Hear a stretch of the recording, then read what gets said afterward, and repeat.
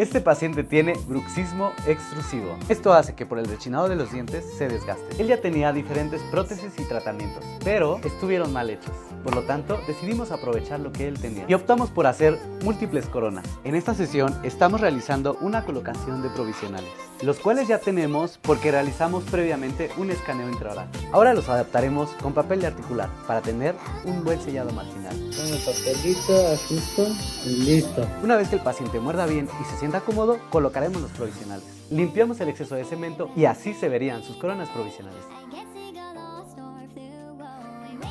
En lo que colocamos sus coronas definitivas. Si estás buscando reconstruir tus dientes o crees que tienes un mal tratamiento, comunícate con nosotros. Ahora, ya lo sabes.